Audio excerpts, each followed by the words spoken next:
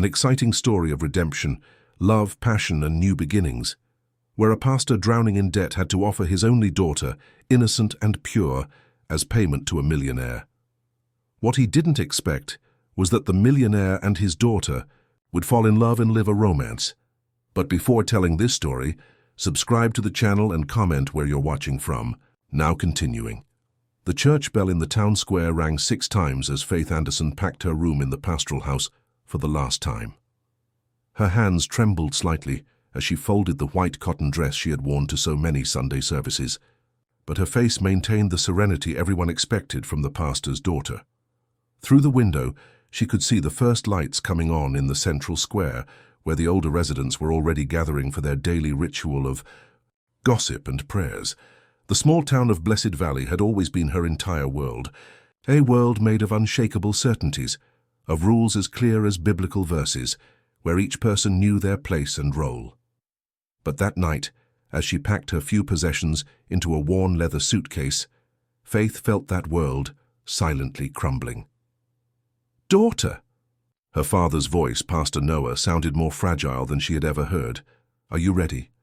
Faith closed her eyes for a moment, seeking strength somewhere inside herself that hadn't yet been consumed by bitterness. "Almost, Dad," she answered, maintaining the soft tone she had learned to use as armor. Pastor Noah entered the room, his hesitant steps betraying the weight he carried. At 62, he seemed to have aged decades in the past few weeks. His hands, once firm when raising the Bible at the pulpit, now trembled constantly. "My daughter," he began, his voice breaking, "you know if there was any other way—" "You don't need to explain again, Dad." Faith gently interrupted him, continuing to fold her clothes. "What's done is done." In truth, there was much to explain. How had a century-old church come to the brink of bankruptcy? How had decades of donations from the faithful turned into unpayable debts? How had a pastor respected for generations found himself forced to make a deal with the man he himself had called an instrument of evil in his sermons? But Faith didn't want explanations, not now. Not when she could hear her mother crying in the next room, a restrained crying that had accompanied her since the night the agreement was sealed. "Alexander Reed sent the car," said Pastor Noah, as if each word hurt him. "It's waiting outside." Faith walked to the window. The black Rolls-Royce looked like a dark ink stain on the cobblestone street, drawing curious glances from neighbors who were already beginning to gather discreetly on their porches. The driver, a man in an impeccable suit, waited standing next to the vehicle, his posture as rigid as a sentinel. "People are talking," murmured her mother, Grace, who had just appeared at the door. Her eyes were red, but her voice tried to maintain dignity. "They say it's a scandal, that it's a sin." "And isn't it?" Faith's question came out sharper than she intended. "Isn't it a sin to sell your own daughter to pay debts?" "Faith." "Pastor." Noah stepped forward, more out of habit than authority.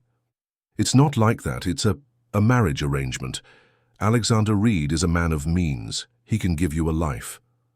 "A life that you always condemned from the pulpit," Faith completed, finally, closing her suitcase.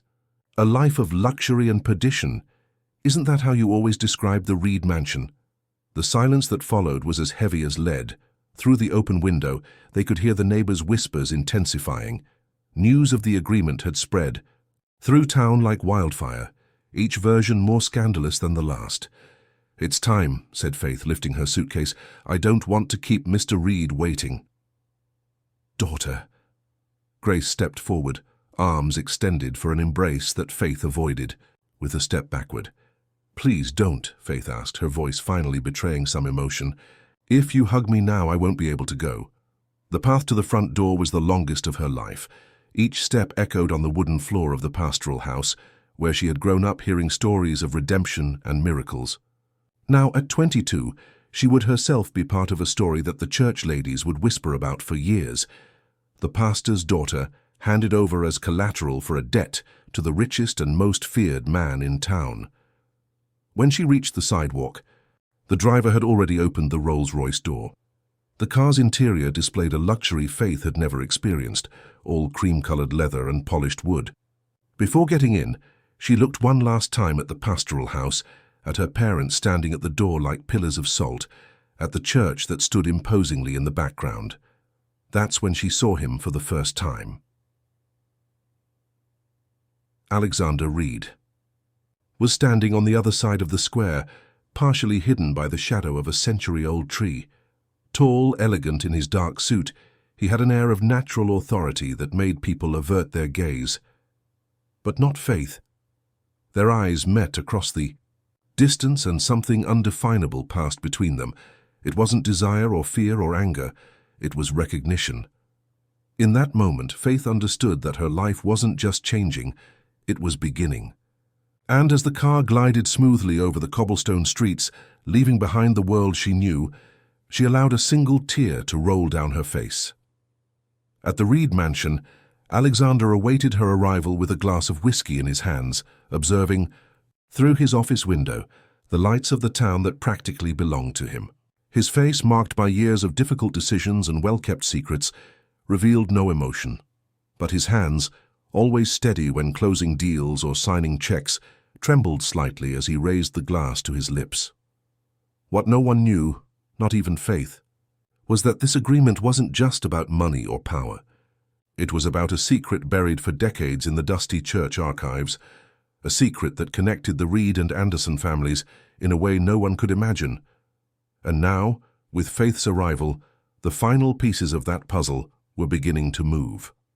The Reed mansion rose like a fortress of stone and mystery atop the hill that dominated Blessed Valley. Its wrought-iron gates opened silently when the Rolls-Royce approached, as if the house itself were breathing to receive its new inhabitant.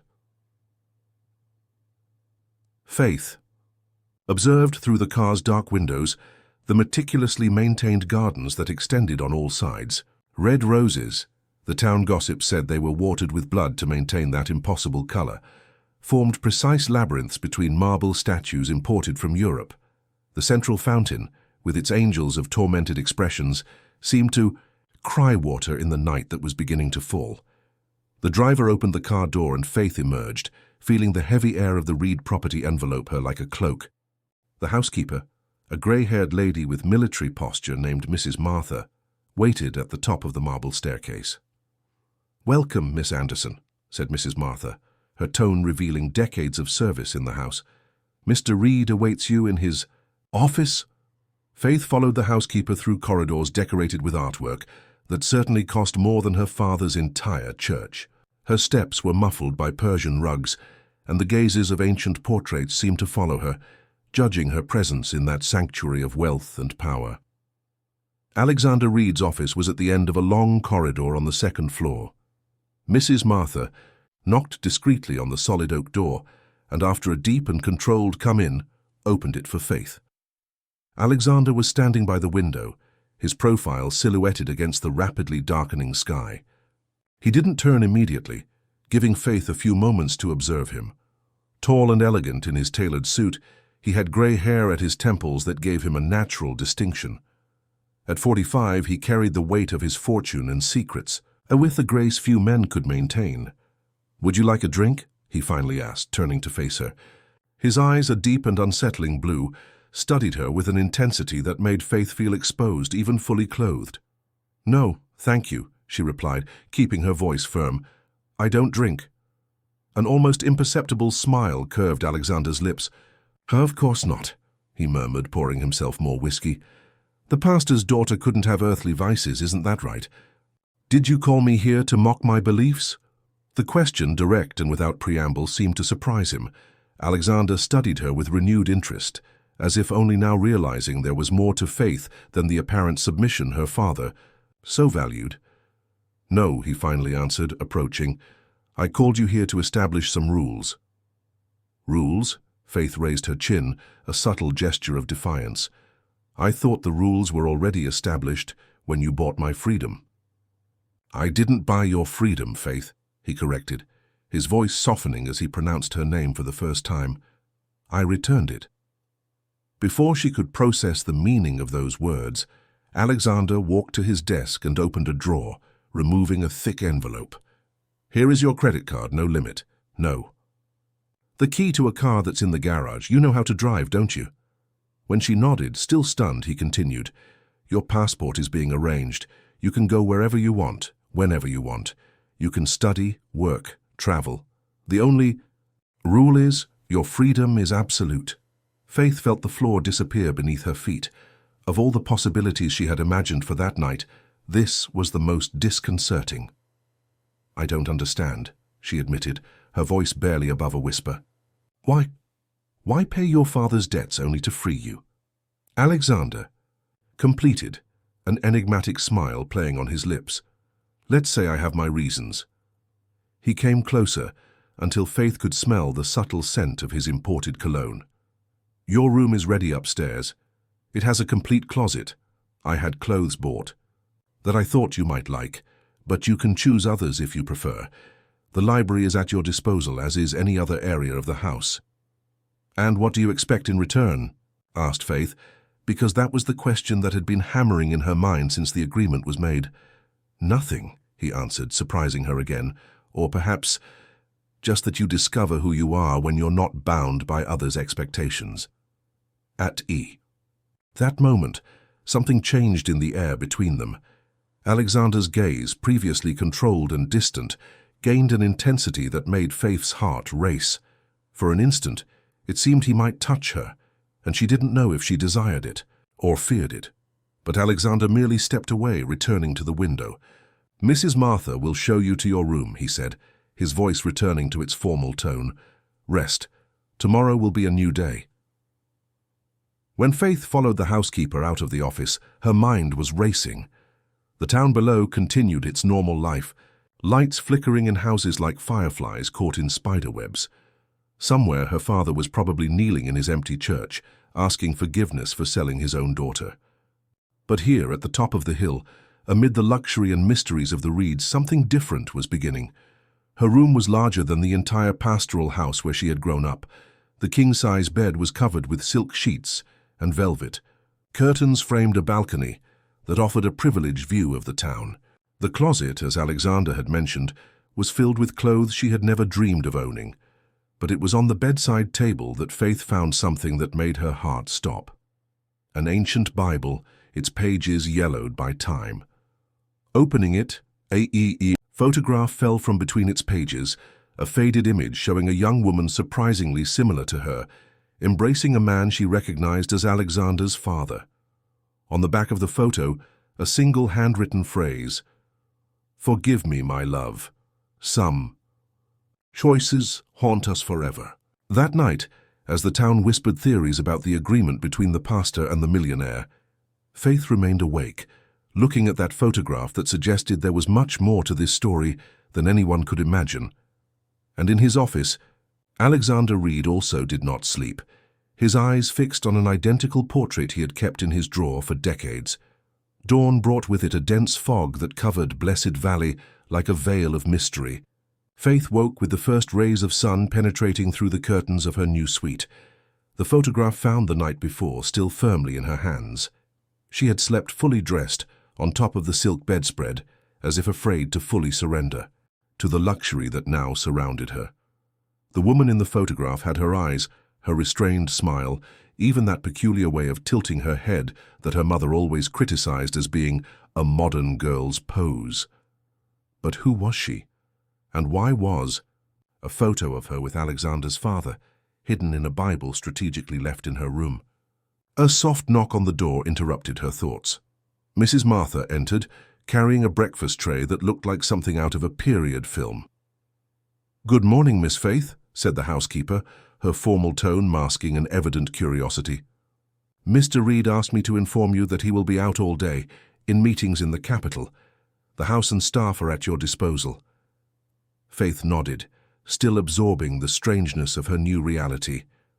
"Mrs. Martha," she began, hesitant, "have you worked for the Reed family for a long time?"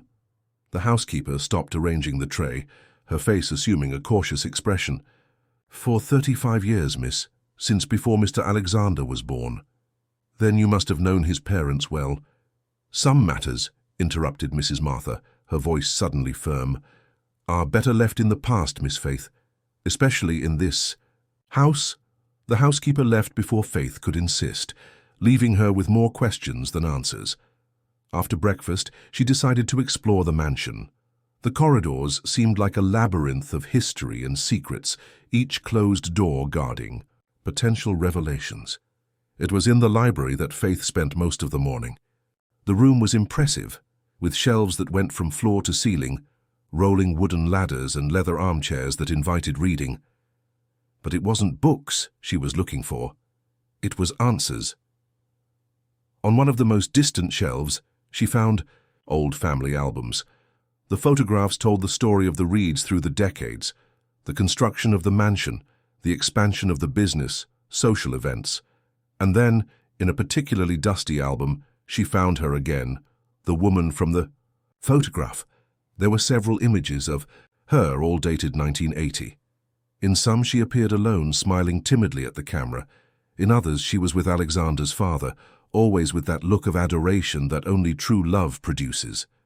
In the last photo of the album, she wore a simple white dress and held a bouquet of red roses. The next photo had been torn out, leaving only a ragged piece of paper. "I see you've found my mother." Alexander's voice made Faith jump. She hadn't heard him enter the library, so absorbed was she in her investigation. He was standing at the door, still in his meeting suit, his expression a mixture of melancholy and something deeper, more painful. "Your mother." Faith felt the air escape from her lungs. The resemblance between them was no coincidence. "Helen Anderson," said Alexander, approaching to look at the photograph. "Before becoming Helen Reed, of course, for a few weeks at least." "Anderson," repeated Faith, her mind racing to connect the pieces. Like your father," completed Alexander, sitting in a nearby armchair. "Helen was Noah Anderson's sister, your aunt." The world seemed to spin around Faith. Her aunt, but her father had never mentioned having a sister.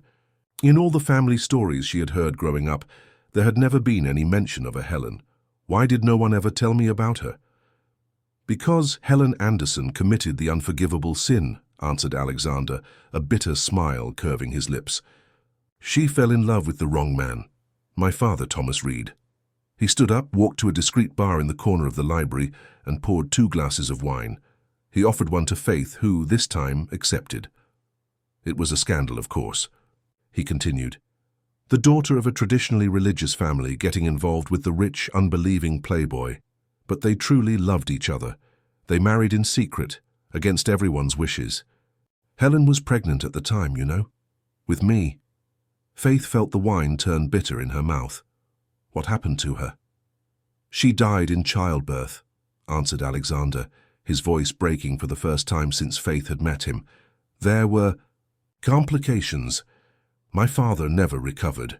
He immersed himself in business, became the cold and calculating man everyone feared. And your father, well, Noah Anderson found in religion a way to atone for his guilt for having abandoned his sister when she needed him most. But why bring me here now? Why this whole agreement?" Alexander looked at her for a long time before answering. "Because some debts need to be paid, Faith. Not with money, but with truth. Your father didn't sell you to me. He's trying to fix a mistake from the past, as am I." At that moment, thunder cut across the sky outside and rain began to fall, violent and sudden. Faith approached the window, watching the drops strike the glass like angry tears. "There's more, isn't there?" she asked without turning. "More secrets, more untold stories." "Yes," answered Alexander, his voice closer now, "and you have the right to know each one of them. But first, I need you to understand something. You are here not as a prisoner, not as collateral for a debt, but as the heir to a story that began long before you were born." When Faith finally turned to face him, their faces were too close. His scent enveloped her, mixed with the aroma of old books and guarded secrets.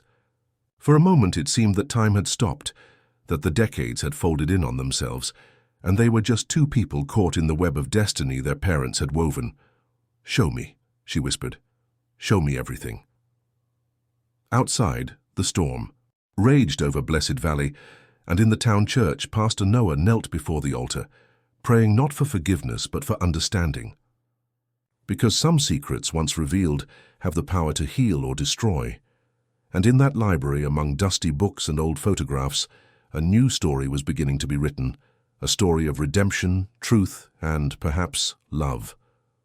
The rain continued to fall over Blessed Valley when Alexander led Faith through a corridor she had not yet explored. The sound of their steps echoed against the walls covered with fine wood, mingling with the drumming of water on the windows. They arrived at a door different from the others, older, with complex carvings that told stories in their curves. "This was her room," said Alexander, turning an old key in the lock. "Helen's. No one has entered here since she left." The room that was revealed seemed frozen in time. A thin layer of dust covered the furniture, but couldn't hide the elegance of the place. A mahogany dressing table still displayed, half-empty perfume bottles, silver combs, and a mirror that reflected decades of absence. The bed was made as if waiting for its owner to return at any moment. "Why did you keep everything like this?" asked Faith, her voice little more than a whisper. "My father?" answered Alexander, his eyes scanning the room with a mixture of reverence and pain. "He never allowed anything to be changed. He said it was like keeping a piece of her alive." Faith walked to the dressing table, her fingers gliding gently over the objects. A leather-bound diary caught her attention. She looked at Alexander, silently asking for permission. "It's yours by right," he said. "In fact, everything here is yours now." With trembling hands, Faith opened the diary. The handwriting was delicate, similar to her own, and the words seemed to dance on the yellowed pages. "Dear Diary, today Thomas asked me to marry him. Not like the young men from church do, with rehearsed words and modest rings. No, he took me to the rose garden and said he would build an empire just to see my smile. My brother Noah says it's madness, that the reeds only bring destruction. But how can something that makes my heart sing be wrong?" Faith felt tears forming in her eyes. She turned a few pages. "My belly grows each day, and with it, my fears and hopes. Noah doesn't forgive me. He said I'm bringing shame to the family, that I'm betraying God. But what God would this be that condemns true love? Thomas promises we'll be happy, that our child will have everything we can dream of. Sometimes, when he talks about the future, his eyes shine in a way that makes me believe miracles are possible." A particularly strong thunderclap made the windows shake.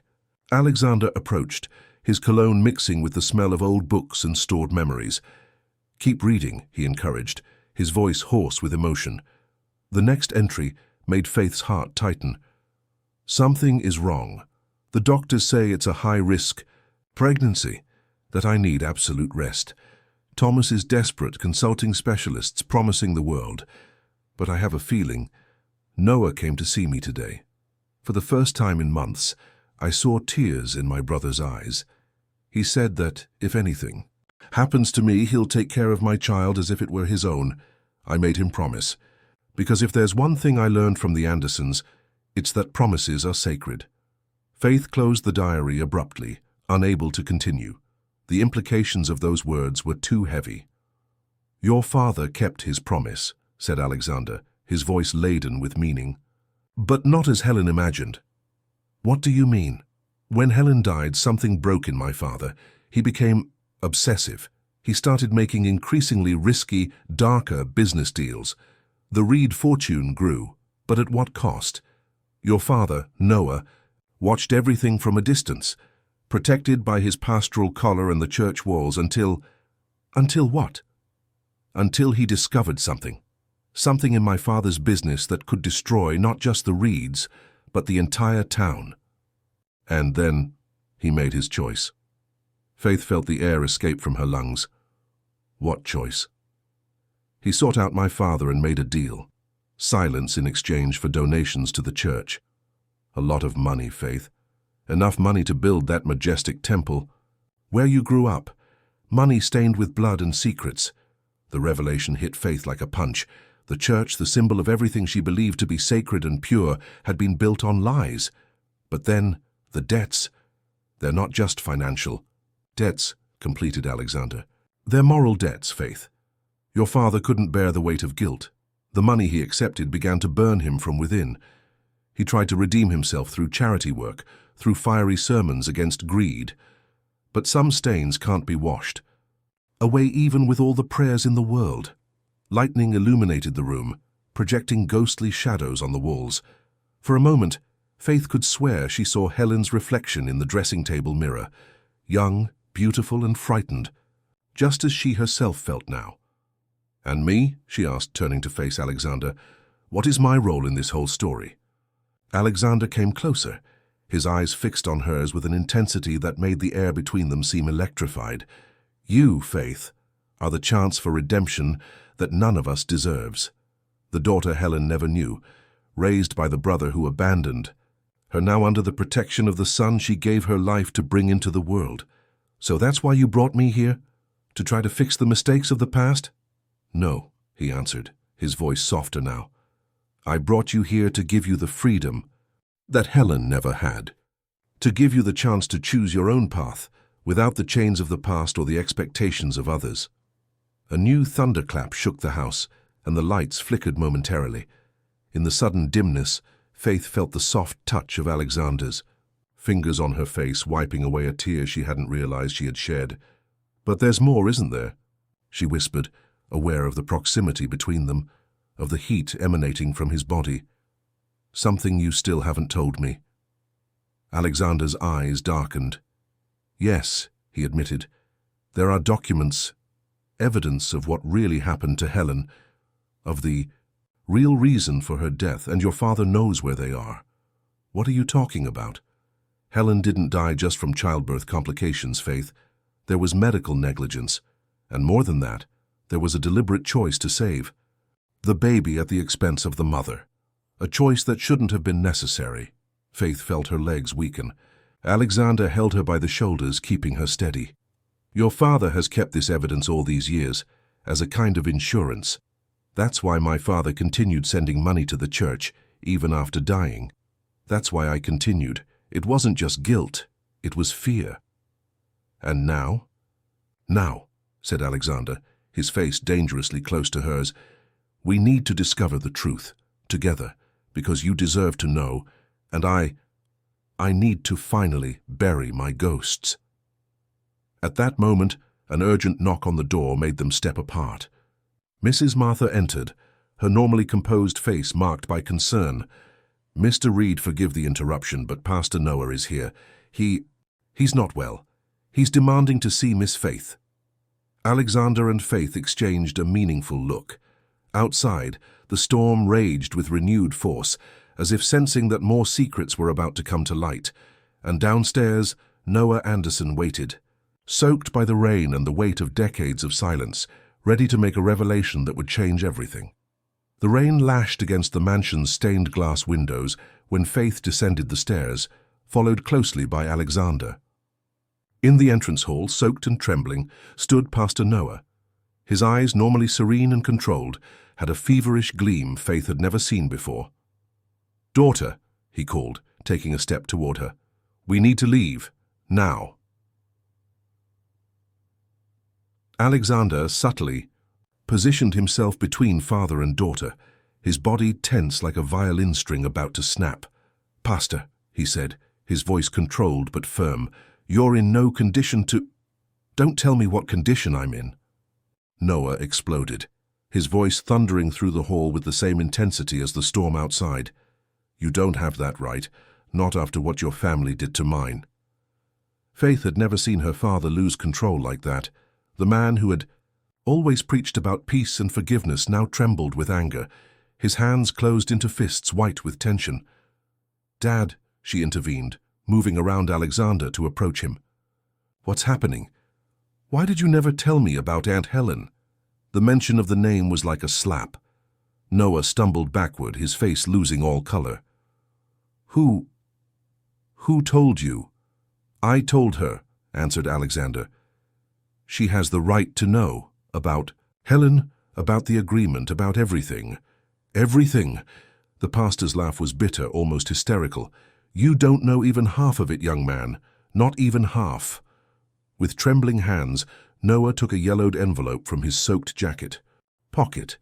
"Do you know what this is, Alexander? These are your mother's last words. A letter she wrote when she knew she wouldn't survive childbirth. A letter your father never read, because I hid it. I hid it along with other evidence, other documents that could destroy your precious family. Alexander stepped forward, his composure finally breaking. What are you talking about? I'm talking about murder, Alexander. Your mother didn't die from childbirth complications. She died because your father discovered the truth, that the child she was carrying wasn't his. The silence that followed was deafening. Faith felt the world spin around her, her father's words echoing in her mind like discordant bells.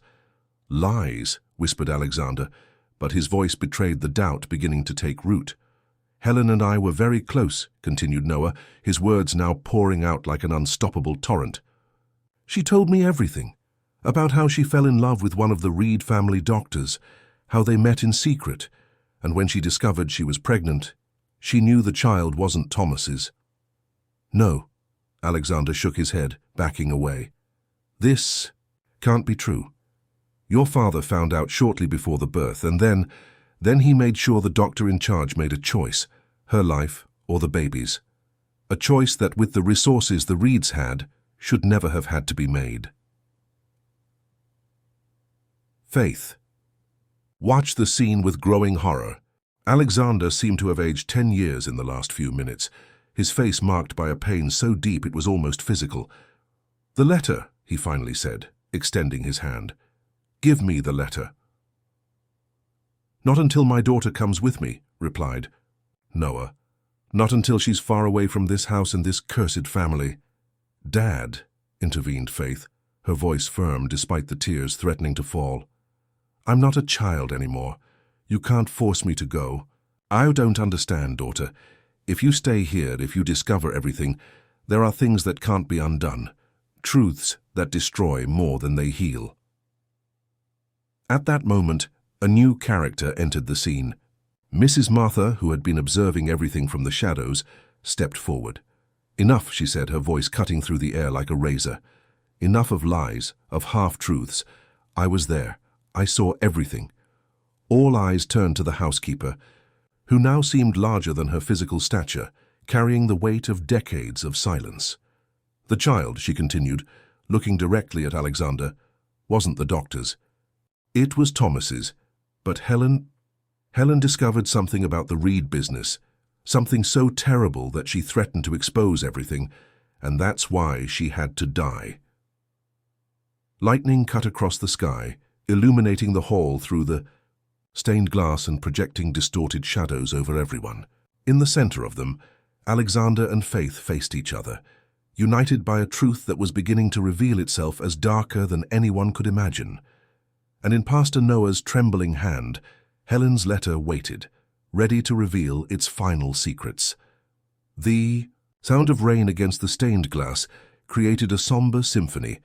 As Mrs. Martha walked to the center of the hall, her steps echoing in the tense silence that had settled. In her hands, a small black book worn by time and use. This was Helen's work diary, said the housekeeper, her voice laden with decades of contained secrets. She wasn't just Thomas Reed's wife, she was also his personal secretary, though few knew that. Alexander stepped forward, his eyes fixed on the small volume. Why did you never tell me this? Because your mother made me promise I would only reveal the truth when it was absolutely necessary. And now it is, answered Mrs. Martha, casting a significant look at Faith. Because history is repeating itself in a way Helen feared. Pastor Noah still held the letter, his body trembling not just from the cold of his wet clothes, but from the tension of the moment. Martha, you can't. I can and I must, Pastor, she cut in. Helen trusted me as much as she trusted you. And unlike you, I didn't use that trust as a bargaining chip all these years. The words hit Noah like a physical blow. He staggered, leaning against a nearby column. Faith wanted to go to him, but something kept her rooted to her spot, as if her body knew this moment was too crucial to be interrupted. Helen discovered something in the company's accounting books, continued Mrs. Martha, opening the diary, to a marked page. Something that involved not just the Reeds, but half the important families in Blessed Valley, including yours, Pastor. What are you talking about? asked Faith, her voice barely above a whisper. The church, answered the housekeeper, was not the first institution to be bought with reed money. For generations, this family built its empire through a network of influence and blackmail that extended throughout the region. They knew everyone's secrets, kept evidence of every transgression, every hidden sin. Alexander ran his hands through his hair, his face a mask of incredulity and growing horror. My father, Your father perfected the system, confirmed Martha. But it was your mother who discovered its true extent, and when she threatened to expose everything, it wasn't just Thomas who turned against her, it was the entire town. The housekeeper walked to Faith, extending the diary to her. Helen knew she wouldn't survive, not because the baby wasn't Thomas's, she was never unfaithful, but because she knew too much, and in her final days she wrote everything down here, including a prophecy I now see being fulfilled. Faith took the diary with trembling hands. On the open page, Helen's handwriting danced like ink tears. My son is not yet born, but I already feel he will be special. Different from his father, he will have compassion. And one day when he meets someone who makes him question everything he believes in, he will know how to make the right choice. The choice I couldn't make. The choice, murmured Alexander, approaching Faith as if pulled by an invisible thread, between power and love.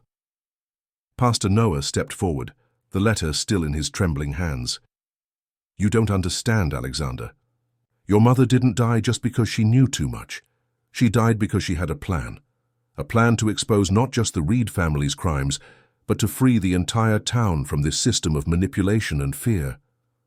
And you kept this secret all these years, said Faith, her voice laden with a new understanding. Used it to ensure money kept flowing to the church. To protect you, Noah exploded. Everything I did was to protect you, because I knew one day they would come after you, just as they went after her. A particularly strong thunderclap shook the mansion, making the crystal chandelier tinkle like ghostly bells. In the momentary dimness that followed, Alexander and Faith found themselves even closer, their bodies responding to an attraction that went beyond the physical, beyond the present. The letter, said Alexander finally. Please. Noah looked at the envelope in his hands, then at his daughter. Years of guilt, fear, and secrets weighed on his shoulders like an invisible cross. Slowly, he extended the letter. But before Alexander could take it, a new sound cut through the air, frantic knocking on the main door. Mrs. Martha hurried to open it, revealing one of the mansion's employees, completely soaked and out of breath. Mr. Reed, he gasped. It's the church. It's on fire. Time seemed to freeze. Through the stained glass they could see the orange glow tinging the night sky, defying the storm. And in the center of the hall, between dancing shadows and revealed secrets, Alexander and Faith found themselves facing their first real choice, to follow the path of power and vengeance that had brought them here, or to choose a new path together. The news of the fire fell upon them like a bolt of lightning, electrifying the already charged air in the mansion's hall. For a moment no one moved, as if time were suspended between one heartbeat and the next. It was Faith who first broke the trance, running toward the door. Faith, wait! Alexander's voice cut through the air, but she was already descending the entrance steps, the rain lashing her body like icy needles. Pastor Noah, momentarily forgetting the letter and the secrets he threatened to reveal, followed his daughter. Alexander hesitated only long enough to exchange a meaningful look with Mrs. Martha, who nodded silently, tucking Helen's diary into her apron. The Rolls-Royce waited at the entrance, its engine already running. Anthony, the driver, always attentive to the household's needs. Alexander caught up with Faith as she was opening the car door. I'm coming with you, he said, his voice leaving no room for argument. The journey to the church was a vertiginous descent down the hill, the car sliding dangerously on the wet cobblestones. Through the rain-lashed windshield, they could see the increasingly intense glow. The church bell, the same one that had marked so many moments in Faith's life, now rang a desperate warning, its sound almost drowned out by the crackling of flames. When they arrived, the scene was apocalyptic. Flames devoured the church's roof, tongues of fire licking the century-old stained glass windows that exploded in the heat. A crowd had gathered in the square, some trying to help, others just watching in horror as their symbol of faith was consumed by fire. "The documents!" shouted Pastor Noah, trying to advance toward the burning entrance. Two men held him back. "The church archives!" Alexander grabbed Faith's arm when she made to follow her father. "It's not a coincidence," he said, his voice tense. "This fire, someone wants to destroy evidence." Faith turned to face him, rain streaming down her face mingled with tears. "Did you know? Do you have something to do with this?" "No." Alexander's response was immediate, his eyes fixed on hers with an intensity that defied any doubt. "But I know the methods. I grew up seeing how things are resolved in Blessed Valley." A deafening crash cut through the night. Part of the church roof collapsed, sending a shower of sparks skyward. The firefighters, who had just arrived from the neighboring town, fought against the flames, but it was evident that the structure was compromised. "There!" someone in the crowd shouted. "There's someone inside!" Through the broken windows, a figure moved in the sacristy. Pastor Noah struggled with renewed strength against those who held him. "The archives are there, all the evidence." Before anyone could stop her, Faith broke free from Alexander's grip and ran toward the church's side entrance. She heard her name being shouted but didn't stop. Years of familiarity with the building guided her steps through the increasingly dense smoke. In the sacristy, she found Mrs. Carmen, the church secretary, desperately trying to save boxes of her documents. "Mrs. Carmen, we need to get out of here." "I can't," coughed the older woman. "Your father, he asked me to protect these documents with my life if necessary." The heat was intense and the smoke made it difficult to breathe. Faith grabbed some of the documents the secretary was trying to save and pulled her toward the exit. But when they turned to leave, they saw that the path was blocked by flaming beams. "This way!" a voice cut through the smoke. It was Alexander, who had found another way through the side chapel. They managed to get out seconds before another part of the roof collapsed. Outside, the rain continued to fall, but seemed powerless against the flames that now consumed the entire building. Mrs. Carmen, between fits of coughing, clutched a leather folder to her chest. "I managed to save the most important thing," she said, looking meaningfully at Pastor Noah. But before they could examine the saved documents, a cry of horror cut through the night. The bell, that same bell that had for generations called the faithful to Mass, plunged down with a deafening metallic crash, taking with it what remained of the tower. The crowd retreated, and in the chaos that followed, Faith felt a firm hand grasp her arm. It was Mrs. Martha, who seemed to have appeared out of nowhere. "The documents your Aunt Helen saved," whispered the housekeeper, "weren't in the church. They're hidden somewhere else, and there's only one person who knows where." "Who?" asked Faith, but something in her heart already knew the answer. "Your mother," answered Mrs. Martha. "Grace Anderson was Helen's best friend, and she keeps a secret even greater than all the others." At that moment, as if summoned by the housekeeper's words, Grace Anderson emerged from the crowd. Her face, normally serene, was contorted in an expression of iron determination that Faith had never seen before. "It's time," said Grace, looking not at her daughter, but at Alexander. "It's time for you to know the whole truth about who you really are." The glow of the fire still tinged the sky of Blessed Valley when the group gathered in Grace Anderson's old house, not the pastoral house where Faith had grown up, but a small property on the town limits, a family inheritance that few knew existed. The rain had diminished to a persistent drizzle, and the air carried the acrid smell of burnt wood. Grace lit a kerosene lamp, refusing to use electricity. "Some conversations," she said, "need the light of shadows to be true."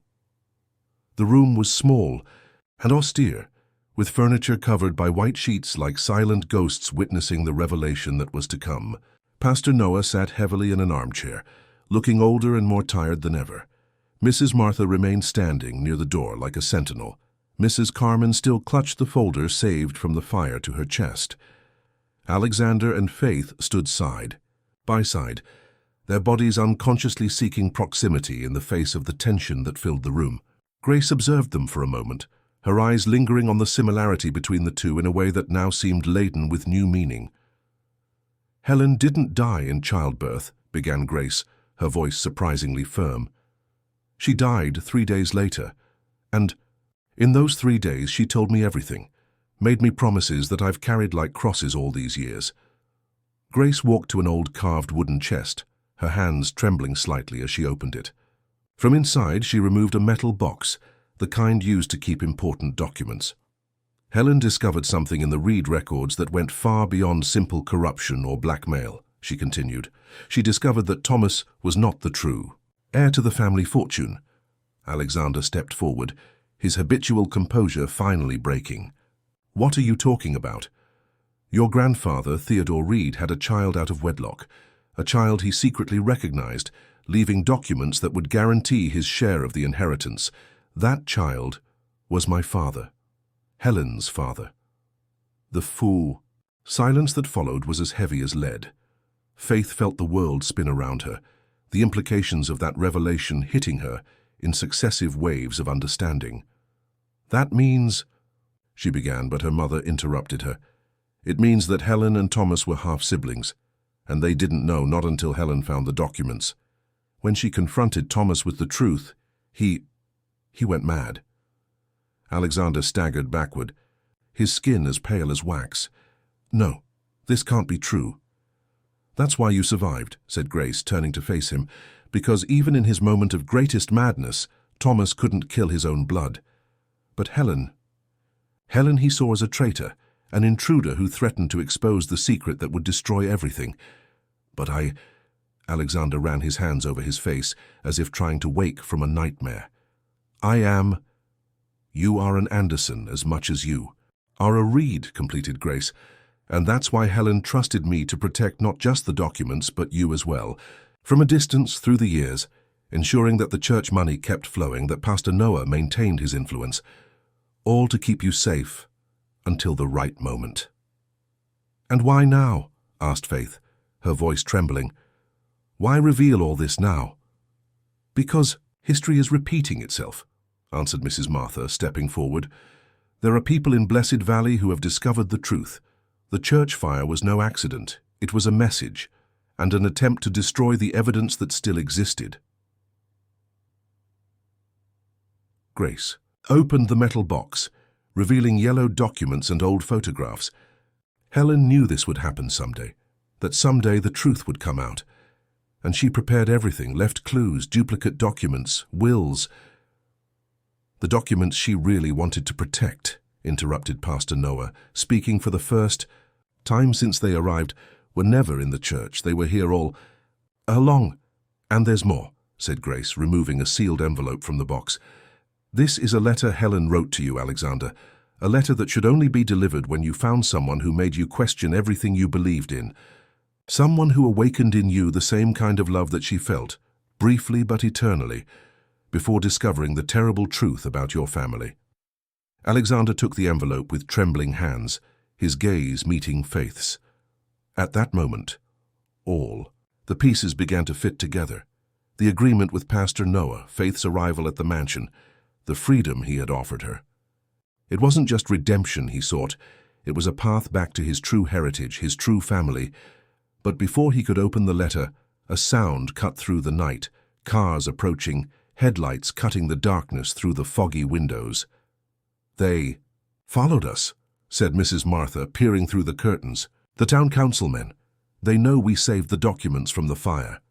Grace quickly put everything back in the metal box. "There's a passage in the basement," she said, moving with urgency.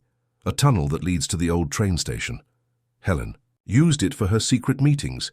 You need to go now." "Not without you," protested Faith, but her mother silenced her with a look. "Some people need to stay to face the past," said Grace. "Others need to survive to tell the story. Now go." Alexander held Faith's hand, Helen's letter secure in his other fist, and as they descended the basement stairs, hearing the first knocks on the front door, both understood that they were leaving behind not just their old lives, but also the weight of secrets that for generations had poisoned Blessed Valley. The real question was, Where would they go now that they knew their blood, like their hearts, was intertwined by a destiny that began long before they were born? The tunnel beneath the Anderson house was narrow and damp, its stone walls slippery with decades of infiltration. The only light came from the small flashlight that Grace had thrust into Faith's hands before practically pushing them into the secret passage. Above them, they could hear the muffled sound of raised voices and furniture being dragged. "This way," whispered Alexander, guiding Faith through the darkness with a familiarity that surprised her. As if reading her thoughts, he explained, "I used to play here as a child. There was a housekeeper before Mrs. Martha. She showed me this passage, said someday I might need it." "Another person who knew the secrets," murmured Faith, her voice echoing softly on the damp walls. "How many more kept silent all these years?" "Blessed Valley was built on silences," answered Alexander, his hand squeezing hers tighter. But now, a distant crash made them stop. They stood motionless, breathing the heavy air of the tunnel, listening. Above them, the sound of footsteps and voices increased. "They're searching the house," said Alexander. "We need to continue." The tunnel snaked beneath the town like a secret artery, occasionally widening into small chambers that, Faith supposed, must have served as meeting points or hideouts. In one of these chambers, Alexander finally stopped. "We need to read the letter," he said, taking the envelope from the inner pocket of his jacket, "before it's too late." Faith nodded, raising the flashlight to better illuminate the yellowed paper. Alexander's hands trembled slightly as he opened the envelope, the sound of paper being torn echoing on the stone walls. Helen's handwriting, the same that Faith had recognized from the diary, danced on the paper like frozen tears. "My dear son, if you're reading this letter, it's because you found someone who made your heart remember that it wasn't made just to pump reed blood. Someone who, like me once did, dared to challenge the unwritten rules of our town. There is so much I needed to tell you, so much I needed to explain. But time, that old enemy of lovers and dreamers, is not on my side, so I'll leave here just the essentials. You are not just a reed. The blood of the Andersons also flows in your veins, and with it comes a heritage of faith and resistance that not even Thomas could erase. Your grandfather Theodore loved my mother with a passion that defied the conventions of his time, and from that forbidden love was born not just a bastard branch of the family, but a chance for redemption. The documents that prove your true heritage are safe. Grace knows where to find them, but the most important thing is not in papers or wills, it's in your heart. Thomas chose power. He chose to keep up appearances, even if it meant destroying his own sister. But you, my son, have a different choice ahead of you. The true Reed Empire wasn't built on money or influence, but on secrets. Secrets that have poisoned the soul of this town for generations. And now you have the power to expose them, to clean this old wound that has never healed. But remember, truth has a price, and sometimes love is the only currency strong enough to pay it. If you found this letter, it's because you also found that love. And if it's like what I knew, brief but eternal, painful but redemptive, then you'll know what to do. There's one last thing you need to know. On the night I discovered the truth about our family, I did more than just gather documents. I left a will, registered with a notary, that can only be opened when the truth about your origin comes to light.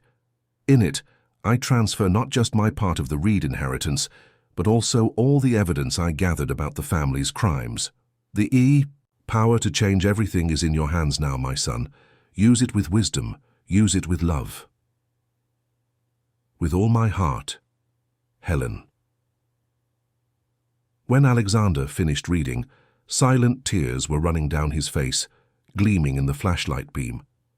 Faith, without thinking, extended her hand to dry them. "She knew," whispered Alexander, leaning his face against Faith's palm. "She knew that one day we would meet." "And knew we would have to make a choice," completed Faith.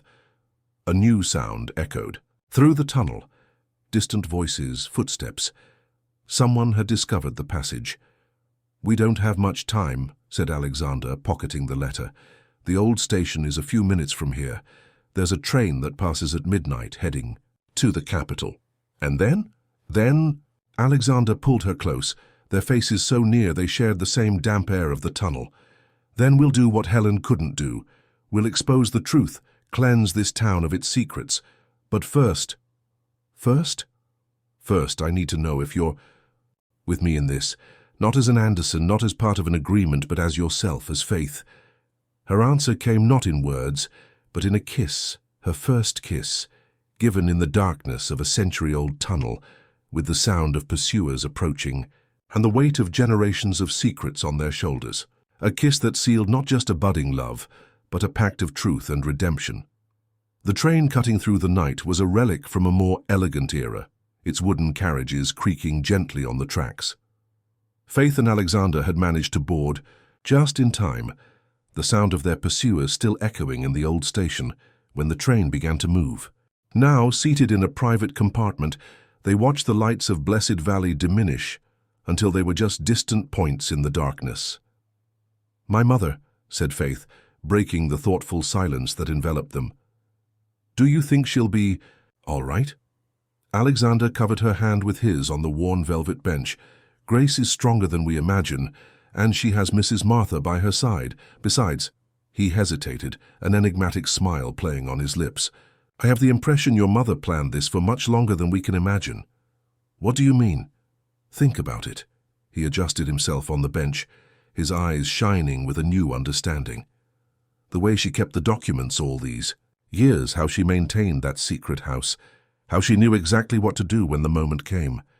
Your mother wasn't just Helen's confidant, she was her successor, the guardian of a plan that took decades to materialize. The train entered a curve, and the moonlight entering through the window danced over them like a natural spotlight beam. Faith studied Alexander's face, the lines of worry on his forehead, the way his eyes now seemed softer, less guarded. "When did you know," she asked, "that you were different from what your father wanted you to be?" Alexander remained silent. For a moment his gaze lost in the night landscape passing by the window. "I think I always knew," he finally answered. "There was something in me that never quite fit into the Reed world. A restlessness, a thirst for something more than money and power. Now I know it was the Anderson blood, the same blood that made Helen defy everything for love. And yet you continued the family business. For a time," he admitted, "perhaps trying to prove something to a father who was never really satisfied. But then," he turned to face her, "then you arrived, and it was as if something inside me awakened, something that recognized in you the same search for truth that Helen must have felt." A jolt of the train brought them even closer. His scent, a mixture of expensive cologne and something more basic, more genuine, enveloped Faith like an invisible embrace. "But there's something I still don't understand," she said, her voice low like a confession. "If you knew that we have the same blood, why did you let that agreement happen?" "Because it was the only way to protect you," he answered. "The town council men, the same ones who are now pursuing us, had been watching you for a long time. They knew you were the key to unraveling everything. The agreement with your father was a way to bring you close, to buy time until we could discover the complete truth. And now, what will we do with this truth?" Alexander took a small device from his pocket, a flash drive Faith hadn't noticed before. "While you slept on your first night at the mansion, I copied all the files from my father's office. Years of blackmail, of shady deals, of covered-up crimes, it's all here. But that's not enough," said Faith, understanding. "We need the documents my mother kept, Helen's will, which can only be opened when the truth about my origin comes to light," completed Alexander. "That's why we're going to the capital. There's a notary office there where Helen registered everything, and there's also—" A new jolt of the train interrupted him, more violent than the previous one. The sound of screeching brakes cut through the night, and the compartment lights flickered before going out completely. "This isn't normal," murmured Alexander, standing up. Through the window they could see car headlights on the road parallel to the railway. The train was slowing down rapidly in a way that was anything but natural. "They've caught up with us," said Faith, her heart accelerating. "But how?" "Blessed Valley has long arms," answered Alexander, pulling her close. "And now they know exactly what's at stake." The train stopped completely, plunging them into an unsettling silence. In the corridor they could hear footsteps approaching, determined steps, of men who knew exactly what they were looking for. Alexander looked at Faith, his eyes shining with a fierce determination in the darkness. "There's another passage," he whispered. "Under the train, if we can get there." "No," interrupted Faith, surprising herself with the firmness in her voice. "No more running. No more hiding. Helen died protecting the truth. It's time to reveal everything." A slow smile formed on Alexander's face, not his controlled businessman smile, but something wilder, freer. It was the smile of a man who was finally finding his true path. "Together?" he asked, extending his hand to her. "Together," answered Faith, interlacing her fingers with his. The footsteps were getting closer, and the night beyond the window seemed pregnant with threats. But something had changed. They were no longer fugitives running from their past. They were heirs to a truth too powerful to remain in the shadows. And as the voices of their pursuers approached the compartment, Alexander and Faith prepared not to flee, but to face the destiny that Helen had foreseen so many years before. The compartment door opened with a crash, revealing 3 men in dark suits, members of the Blessed Valley Council, the very ones who for generations had kept the town's secrets buried beneath layers of power and influence. Their leader, Gerald Morgan, a man with grey hair and eyes as cold as ice stones, stepped forward. "Mr. Reed," he said, his voice smooth as poisoned velvet, "what a waste of time and resources, don't you think? All this melodrama." Alexander positioned himself slightly in front of Faith, but kept their fingers interlaced. "It's over, Gerald. Your game is over." A humorless smile curved the older man's lips. "Game? Is that what you think it is? Generations of careful work, maintaining order, protecting the town from the chaos that truth always brings?" "The truth you fear," intervened Faith, her voice firm, "is that you built an empire on lies and blood. On my aunt's blood, on the suffering of entire families." Gerald turned his cold eyes to her, studying her as if she were a curiosity in a museum. "Just like your aunt," he murmured. "The same arrogance, the same foolish belief that truth sets free. Do you know what truth does? Girl, it destroys lives, destroys families, destroys entire towns. Like you destroyed Helen?" asked Alexander, his voice laden with contained anger. "Your mother made her choices," answered Gerald, "just as you are making yours now." One of the other men stepped forward, his hand moving meaningfully inside his jacket. But before he could make any movement, a new voice cut through the tense air of the compartment. "I wouldn't do that if I were you." Everyone turned toward the door. There, like an impossible apparition, stood Grace Anderson. And beside her, dressed in his impeccable suit as always, was Edward Martin, the district attorney known for his incorruptibility. "Mrs. Anderson," said Gerald, his composure faltering for the first time, "this has nothing to do with you." "Undoubtedly the contrary," replied Grace, advancing into the compartment. "It has everything to do with me, with Helen, with Faith, with every person you've silenced through the years." District Attorney Martin raised an official envelope. "I have here a court order authorizing the immediate opening of Mrs. Helen Reed's will." Interesting how some truths have long legs, isn't it, Gerald? "You don't understand," said Gerald, his mask of control beginning to crack. "If this comes out, if people know—" "They already—" "No," interrupted Grace. "At this very moment, every document, every piece of evidence Helen gathered is being broadcast live on social media. Every secret, every crime, every shady deal you made in the name of order." Alexander and Faith exchanged a look of understanding. This was why Grace had sent them running, not to escape but to create a distraction while the real plan unfolded. "Impossible," murmured Gerald, but his face had lost all color. "The documents, the fire." "Ah, the fire," Grace smiled. "Oh," smile that greatly resembled her daughter's. "Did you really think we would keep the most important evidence in the church? Helen was much smarter than that. And I learned from the best." The other 2 councilmen began to back away, their faces marked by the panic of recognition. Their careers, their reputations, the entire house of cards they had built was crumbling before their eyes. "It's over, Gerald," said District Attorney Martin, gesturing to the police officers who now appeared in the train corridor. Blessed Valley will know a new morning, a morning without your secrets. As the council men were taken into custody, Faith ran to embrace her mother. How? She whispered. How did you manage? Grace caressed her daughter's face tenderly. Your Aunt Helen wasn't just a victim, darling. She was a brilliant strategist. She knew that one day we would need someone like District Attorney Martin on our side. And through the years, we built a network of allies, people who also wanted to see the truth come to light. Alexander approached, his eyes fixed on Grace with a new understanding. You planned all this? From the beginning? No, answered Grace, extending her hand to touch his face as well. Helen planned it. I just executed her plan.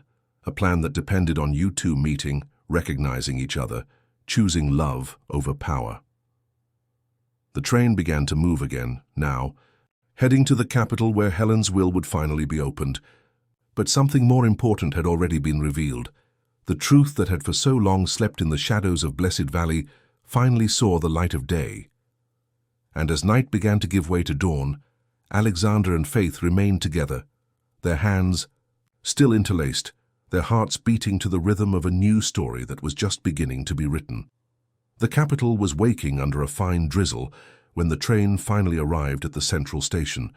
The group, Alexander, Faith, Grace, and District Attorney Martin, went directly to the notary office where Helen's will was kept. The old building, with its marble columns and imposing staircase, seemed appropriately solemn for the moment. The notary office opens in an hour, informed Martin, checking his watch. Enough time to prepare for what's ahead. They found a nearby cafe, one of those that open before sunrise to serve early workers. Seated around a worn wooden table with steaming cups of coffee in front of them, they finally had a moment to process everything that had happened. I still don't understand one thing, said Faith, breaking the thoughtful silence that had settled. If the plan was to expose the truth, why wait so long? Why not do it before? Grace took a sip of her coffee before answering. Because Helen knew it wasn't enough to just expose the crimes of the Reeds and the council. It was necessary to break the cycle of power and fear that governed Blessed Valley. And for that, it was necessary for me to choose a side, completed Alexander, his eyes meeting Faith's. The Reed heir needed to reject the family's legacy of lies. Exactly, confirmed Grace. Helen knew her son would be different. She saw that even before he was born. But she also knew he would need something or someone that would make him question everything he believed in. Faith felt her cheeks warm under Alexander's intense gaze. So I was part of the plan from the beginning? Not exactly, answered Grace, a soft smile playing on her lips. The plan was to create an opportunity for you to meet. What happened afterward? Well, that was the work of destiny. Or perhaps the same love that united Helen and Thomas before secrets destroyed them. District Attorney Martin, who until then had observed the conversation in silence, cleared his throat to get their attention. There's something you need to know before we open the will, he said, his face assuming a grave expression. The evidence, Helen gathered, it's not just about the Reeds' financial crimes. What do you mean? Asked Alexander, tense. She discovered something bigger, something that involves not just Blessed Valley but the entire region, a network of corruption and power that extends to the highest levels of the state government. Grace nodded slowly. That's why we needed to wait for the right moment. That's why we needed allies powerful enough to protect us when the truth came out. And now? Asked Faith, her voice trembling slightly. What happens when we open the will? Now, answered Martin, we begin to rebuild, not just Blessed Valley, but an entire system that for decades has fed on secrets and fear. Alexander covered Faith's hand with his on the table. It won't be easy, he said. There will be resistance. Powerful people don't give up their power without a fight. That's why Helen left specific instructions in the will, said Grace. Not just about the evidence, but about how to use it, about how to transform truth into real change. The cathedral clock nearby began to toll, announcing that the hour had come. The group stood up, leaving half-empty cups and a generous payment on the table. As they walked back to the notary office, now under a sun that was beginning to break through the clouds, Faith observed the people passing by. Hurried workers, sleepy students, vendors opening their shops. Ordinary people, living their lives without knowing that in a few minutes, a truth guarded for decades would be revealed, forever changing not just Blessed Valley, but the entire balance of power in the region. On the notary office staircase, Alexander stopped, pulling Faith close to him. "Are you sure?" he asked, his eyes searching hers. "After we open that will, there's no going back." Faith rose on her tiptoes, kissing him softly. "Helen chose truth," she answered. "Even knowing the price she would pay, how can we do differently?" Together they climbed the last steps, where Grace and the district attorney waited for them. The heavy doors of the notary office opened with a solemn creak, as if the building itself recognized the importance of the moment. Inside, in a room smelling of old paper and history, a yellowed folder awaited them on a mahogany desk. On it, Helen Reed's elegant handwriting had written a single phrase, "For when love is stronger than fear." The moment of truth had arrived, and with it, the beginning of a new era for Blessed Valley. Helen Reed's will was more than a simple, legal document. It was a detailed map of decades of corruption, power, and secrets. As the notary read aloud the yellowed pages, Faith felt the weight of history unfolding before her eyes. "I, Helen Anderson Reed, being of sound mind." The notary's monotonous voice echoed in the silent room, but it was the next words that made everyone hold their breath. "Leave recorded not just my material possessions, but the truth that cost my life." What followed was a meticulous exposition of every crime, every shady deal, every manipulation the Reeds and the Blessed Valley Council had perpetrated over the years. Helen had documented everything: bank transfers, secret meetings, veiled threats, but most impressive were the names, dozens of them, including state politicians, judges, influential businessmen. "My God," murmured District Attorney Martin, his face pale as he took notes furiously. "This goes beyond everything we imagined." Alexander remained silent, his hand squeezing Faith's with increasing strength at each new revelation.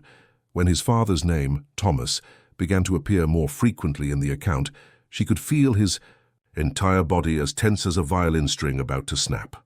"As for my possessions," continued the notary, reaching a new section of the document, "I leave my entire share of the Reed fortune, as well as the properties registered in my name, to my son Alexander, with one condition, that he use these resources not to perpetuate the cycle of power and fear, but to repair it." Grace, who until then had maintained a stoic composure, let out a small sob.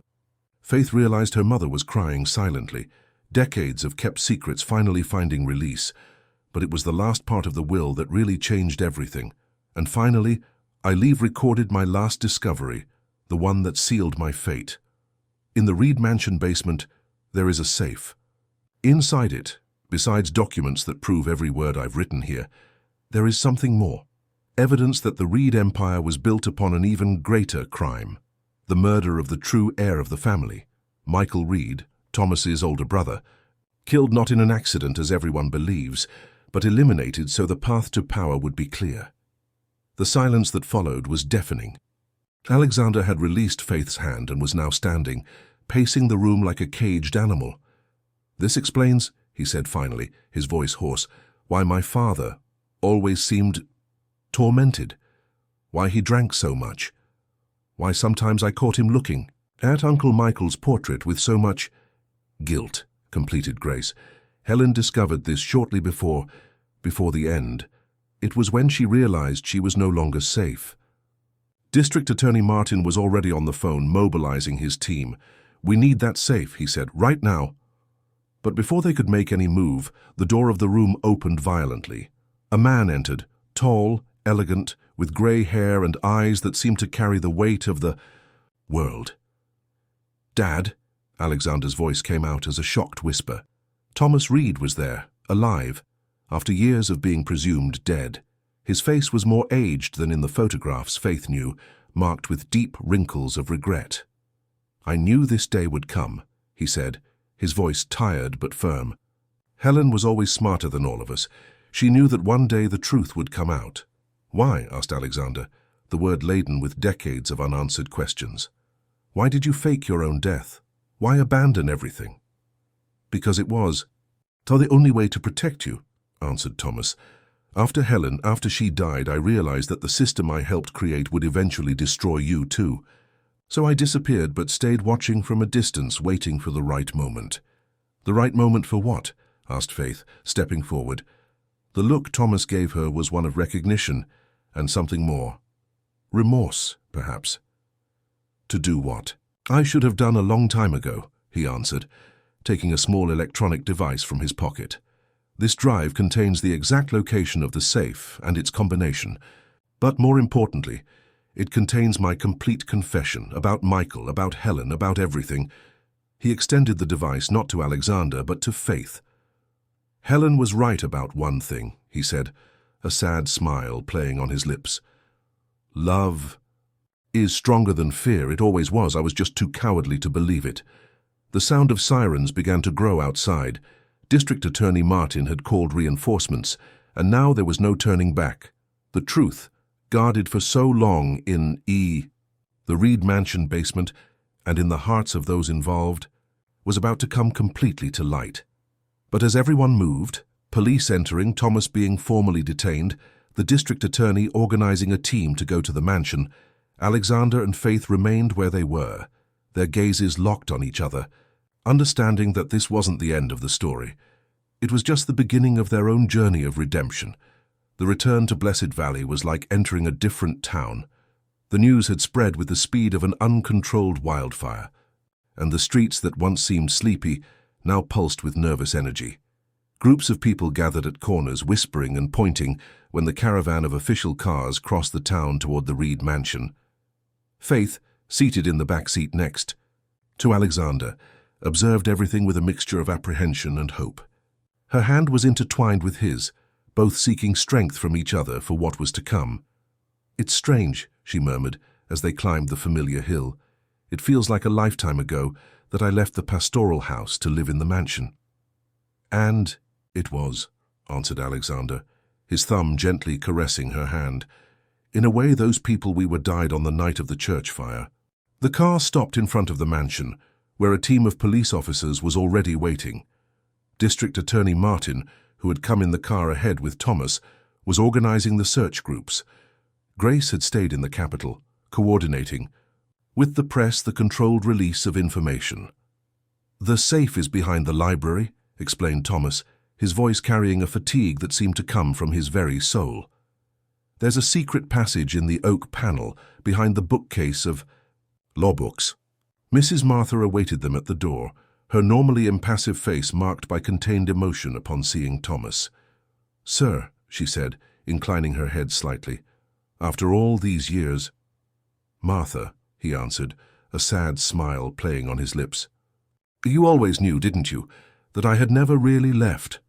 "The mansion has many eyes, sir," she answered enigmatically, "and some of us swore loyalty not to a name or a fortune but to a greater truth."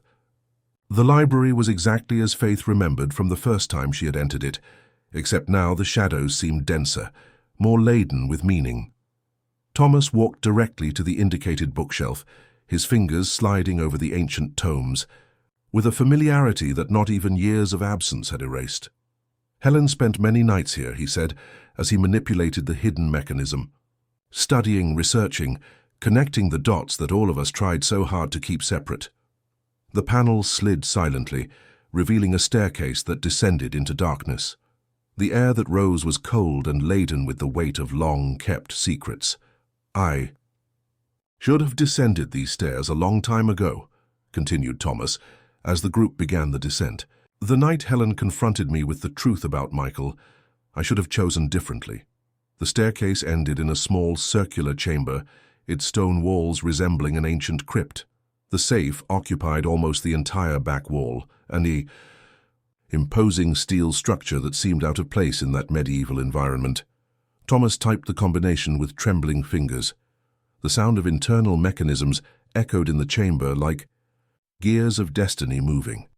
When the heavy door finally opened, the smell of old paper and kept secrets filled the air. "My God," whispered District Attorney Martin, his eyes wide before the organized piles of documents, tapes, digital storage devices. "There's material here to bring down half the state." But it was a simple wooden box, carefully placed in a corner of the safe, that caught Alexander's attention.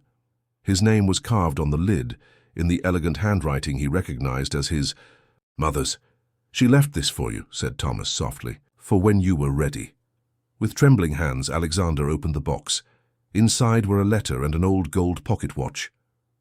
"It was Uncle Michael's," explained Thomas, his voice breaking. "He always said time was the only absolute truth. It couldn't be bought, it couldn't be deceived.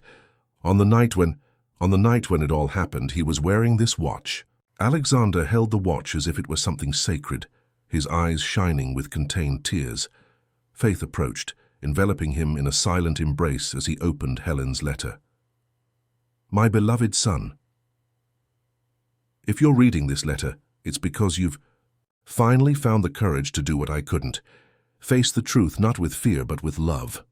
The watch accompanying this letter belonged to your Uncle Michael, a man your father once loved more than life itself, before power and ambition poisoned his heart. But there's something you need to know.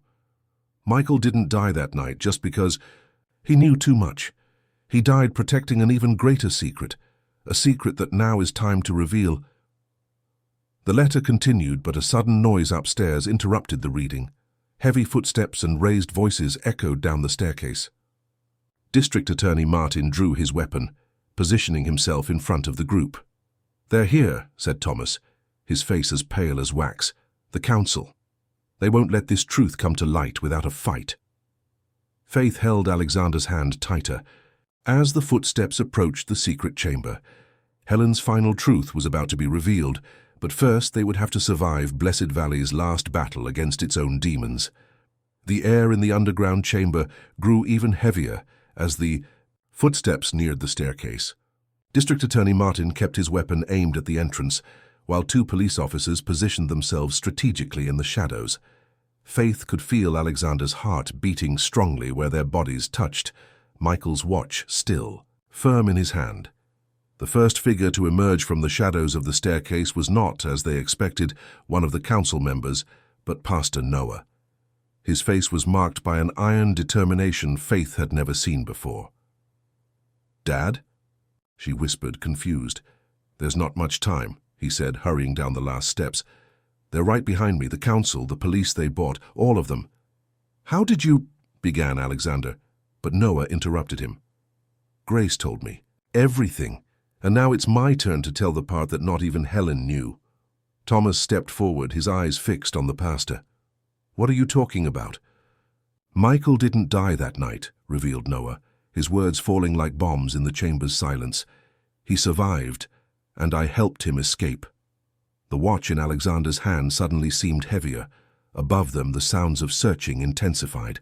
"Impossible," murmured Thomas, staggering as if he had taken a physical blow. I saw the body." "Saw what they wanted you to see," corrected Noah.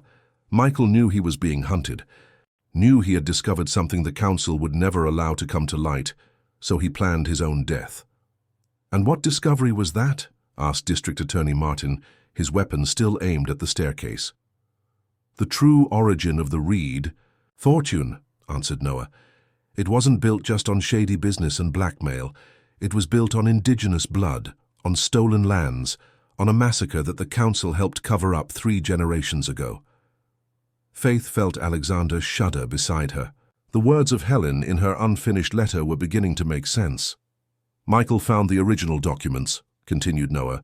"Maps, records, proof that the land where Blessed Valley was built was forcibly taken from its true owners. And, not just that, he discovered that the council still maintained an agreement with illegal loggers, continuing to exploit protected indigenous lands." "That's why Helen started investigating," murmured Thomas, understanding dawning on his aged face. "Because Michael sought her out." "Yes," confirmed Noah. "He sought her out first, trusting in the love they had for each other. But when she began to dig too deep, when she began to gather evidence—" A crash above them interrupted the revelation. Agitated voices and heavy footsteps descended the stairs. "Where is Michael now?" asked Alexander, his voice urgent. Protected, answered Noah, with the true owners of these lands documenting every crime, every injustice, waiting for the right moment to... The door at the top of the stairs exploded in a shower of wood splinters. Armed men began to descend, their steps echoing threateningly. On the stone walls. "District Attorney," one of them shouted, "step aside, this is an official state operation." "Official?" Martin laughed without humor, like Helen's murder was official, like the theft of these lands was official.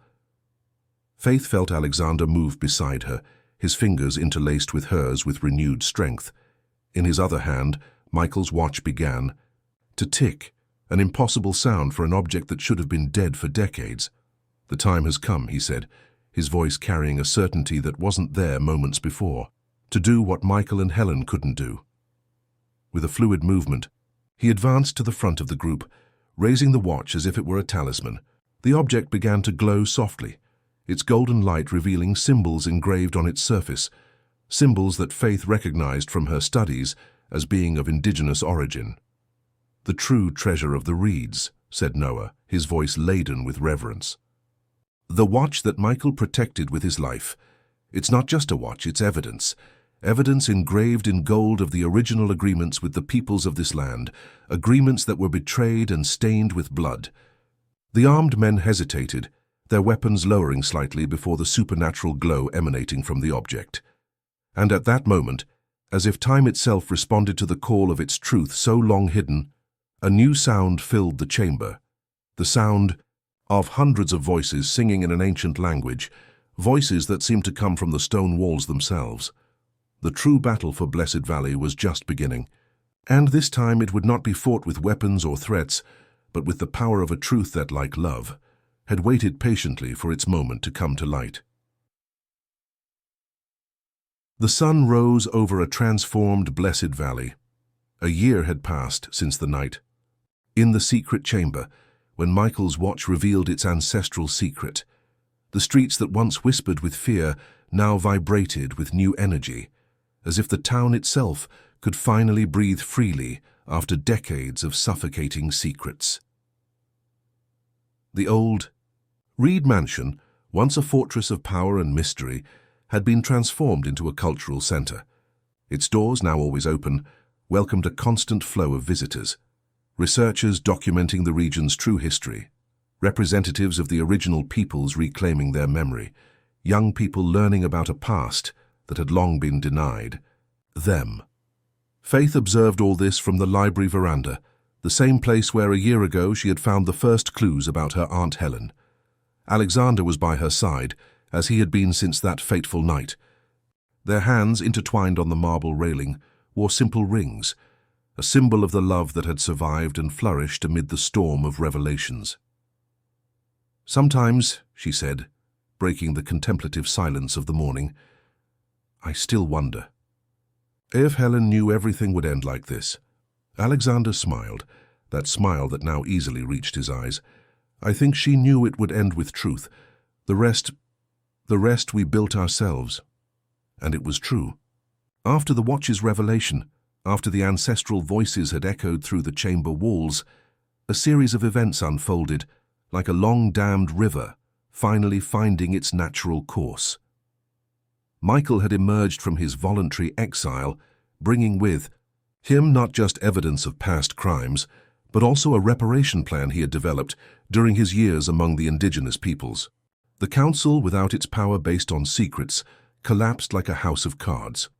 Thomas Reed, in a final act of redemption, had legally transferred much of the family's land to its rightful owners. Now he lived in a simple house on the town limits, dedicating his days to documenting Blessed Valley's true history, as if each written word were a small atonement for his sins. Pastor Noah had found a new vocation, no longer preaching about sin and punishment, but about love and reconciliation. His church, rebuilt with the help of the entire community, now housed not just services, but also meetings where different cultures and beliefs met in open dialogue. Grace had emerged as a natural leader in the transition, her quiet wisdom and her ability to build bridges between past and future, making her a figure respected by all sides. Mrs. Martha remained at the mansion, now no longer as housekeeper, but as guardian of memories, telling stories to new generations. "Look," said Alexander, pointing to the garden below. A group of children, some indigenous, others from town, played among the rose bushes that had once been a symbol of Reed power. Now the roses bloomed freely, their colors more vibrant than ever.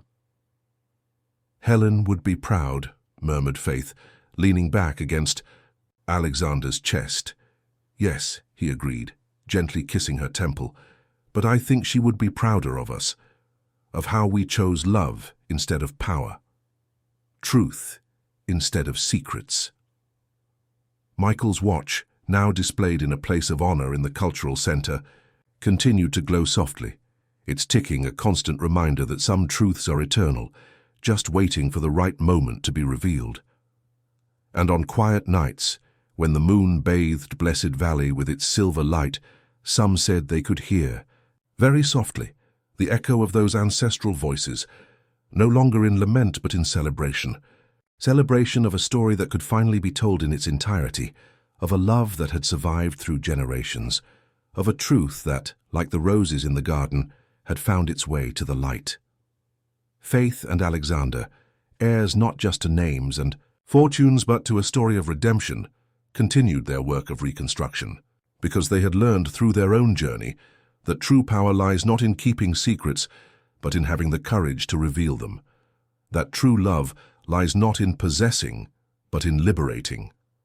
And that true heritage is not what we receive, but what we choose to build. And so Blessed Valley moved forward, no longer a town of whispers and shadows, but a place where